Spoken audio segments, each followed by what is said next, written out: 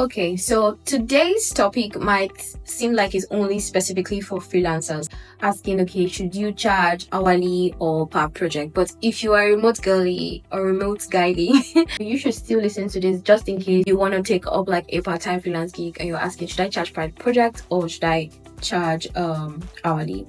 So the purpose of this video is not to ditch hourly project, because the way this video is going to go, it might look like I'm advocating for charging per project, and you will see why. But I just want you to just get like a good picture of what is happening between hourly project pricing and charging a flat fee for projects, so that you can make an informed decision, so that you can choose knowingly the one that you want, not just going by default. Do we get it? Okay, my name is Blessing. If you're new here, big welcome to you. This is the Creative Being, our own corner of the internet, where we learn actionable tips, strategies for building our work from home career as women. So if you are a guy, like I always say, you're welcome. You're really welcome, actually. So let's get into today's video. So let's now go into hourly, charging per hour and charging per project. So just to give you an understanding of what it means to charge per the hour. So this is where, for example, let's say you're a website developer and I hire you to design a website for me, and then I ask you, okay, so how many hours is it going to take you to develop this website from scratch to finish? And then you're like, it takes me 5 hours. And I'm like, so how much do you charge per hour? And then you're like, I charge 10,000 naira per hour. And then I times 10,000 times 5. I'm like, okay, so that means I'll pay you 50,000 naira for this job. So that is what we mean by charging per hour. If you charge for a project, it's going to go like, okay, I just have to tell you, I want to develop a website, how much does it cost? And you just tell me, flat rate, I charge 200,000 naira for building website. So do you get the difference now?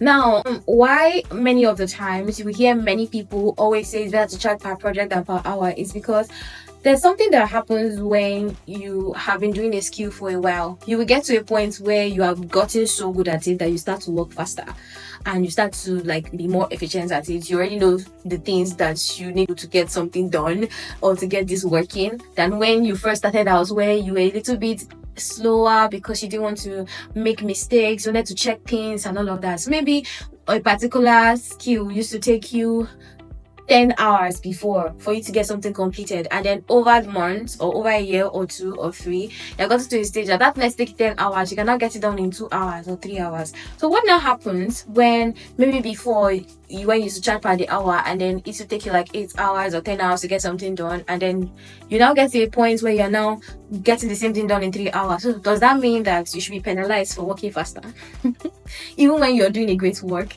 So that is where it can be tricky charging per the hour. So back to my analogy, you are charging 10,000 naira per hour, and then you used to do something for 5 hours and you used to earn 50k. So when you cannot do that thing faster for 2 hours, does that mean you will not be paid less, 20,000 naira? That shouldn't be the case.